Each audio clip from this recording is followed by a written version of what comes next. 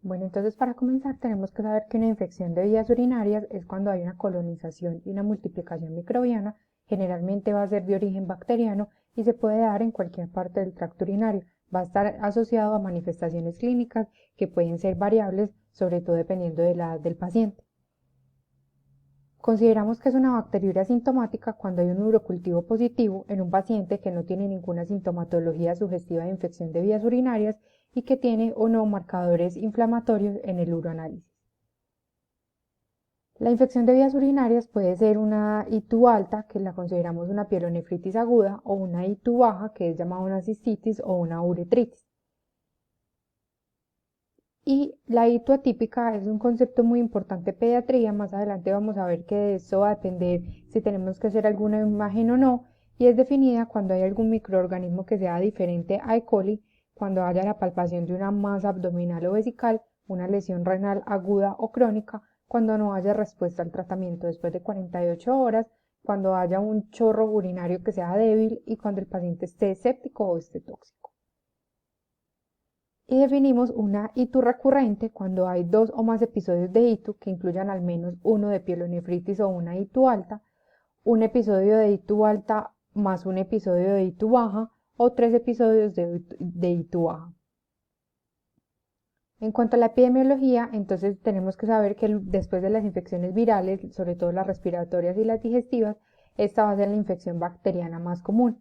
En el primer año de vida, la incidencia de infección de vías urinarias es aproximadamente el 0.7% en las niñas y de 2.7% en los niños que no son circuncidados. Y en los lactantes, en los primeros 2 meses de vida, la incidencia de infección urinaria es aproximadamente el 5% en las niñas y el 20% de los niños que no están circuncidados. Ya después del primer año ya se va a cambiar como el género de incidencia, ya las niñas son mucho más propensas que los niños a desarrollar infección de vías urinarias y esto se va a dar por la forma anatómica de la uretra de las niñas, que es mucho más corta que la de los hombres. Vamos a ver entonces que hay dos picos de infección de vías urinarias. Un pico se va a dar en el primer año de vida y el otro entre los 2 y 4 años de edad, que ya va a corresponder a la edad en los que los niños empiezan a tener un control de esfínteres. Se ha estimado que aproximadamente el 7.8% de las niñas y el 1.7% de los niños a la edad de los 7 años ha tenido al menos un episodio de infección de vías urinarias, y las tasas de recurrencia son del 30 al 50% y van a ser más comunes en las niñas. Este cuadrito es tomado del grupo Germen de aquí de Medellín, donde podemos ver el perfil de sensibilidad a los antibióticos de la E. coli, que más adelante vamos a ver que es el germen más común en las infecciones urinarias, y este primer cuadrito es de los pacientes que fueron atendidos en una atención ambulatoria. Entonces vamos a ver que la sensibilidad de la E. coli en el año 2018 para la micacina fue del 99.9%. Por eso vamos a ver que ese es el medicamento más utilizado en pediatría. La nitrofurantoína tiene una sensibilidad del 93.6% para el año 2018 y el trimestoprim tiene una baja sensibilidad de 60% y la ampicilva tiene una sensibilidad del 54%. Este entonces es el cuadrito de los pacientes que fueron tomados en urgencias.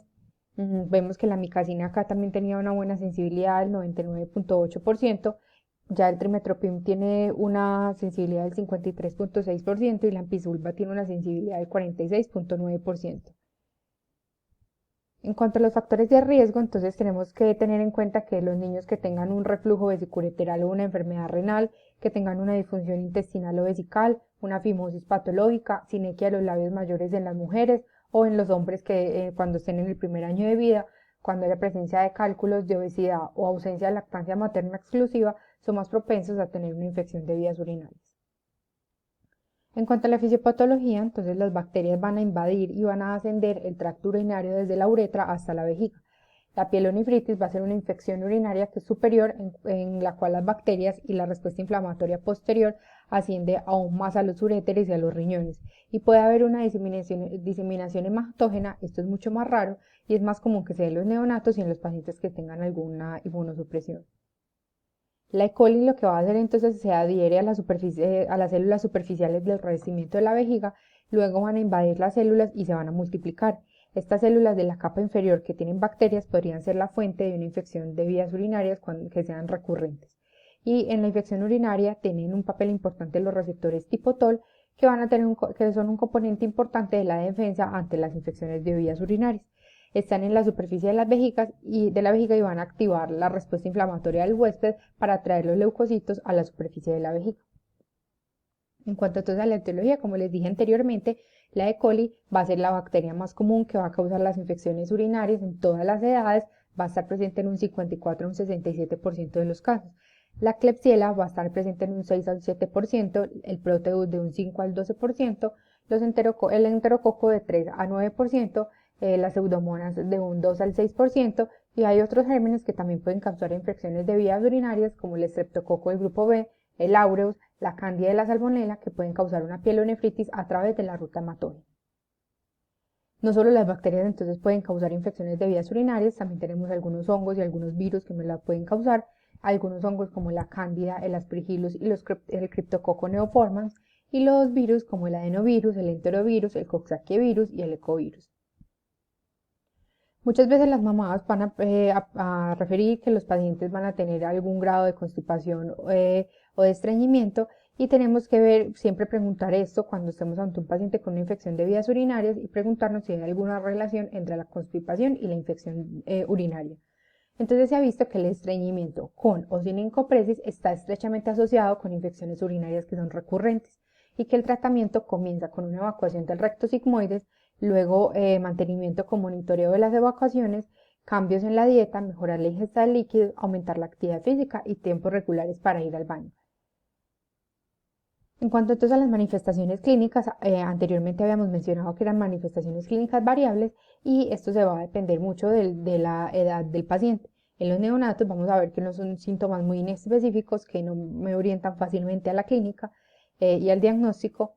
Podemos encontrar inestabilidad de la temperatura, que tengan poca ganancia de peso, que tengan letargo o irritabilidad, que hagan apneas, que tengan convulsiones, que tengan mayor riesgo de bacteremia y dificultad para los síntomas entonces que podemos encontrar, sobre todo en niños más grandes, es que tengan una fiebre que sea inexplicable, dolor abdominal recurrente, falla en el medro, aumento o disminución del número de pañales mojados, que tengan orina de color fétido o que tengan disuria, sobre todo ya los niños que se puedan quejar del dolor. En cuanto entonces al diagnóstico, vamos a ver que tenemos que tener una clínica que sea sugestiva de una infección de vías urinarias, sumado a un uroanálisis que sea patológico y que finalmente se debe confirmar por un urocultivo. Entonces, algo muy importante y algo que varía pues mucho en cuanto a los adultos es cómo vamos a recolectar la orina en estos pacientes pediátricos. Entonces tenemos que dividir a los pacientes en dos, en niños menores de 2 años y en niños mayores de 2 años, porque esta es la edad en la cual los niños empiezan a tener un control de esfínteres. Entonces un niño menor de 2 años o un niño que no controla esfínter, entonces podemos utilizar la sonda vesical, la recolección por bolsa, la punción suprapúbica, pero tenemos que tener en cuenta las ventajas y las desventajas de estos procedimientos. Entonces, en cuanto a la sonda vesical, las ventajas es que es un procedimiento mucho más rápido y que el cultivo de orina se puede enviar inicialmente. Las desventajas es que puede causar dolor e incomodidad. En cuanto a la recolección por bolsa, entonces esto puede prevenir el dolor y las molestias que son causadas por el cateterismo vesical si los resultados del citoquímico son normales. Pero las desventajas es que si los resultados del citoquímico son anormales, como por ejemplo que encontremos leucocitosis o esterasas leucocitarias, hay que proceder a la sonda para confirmar.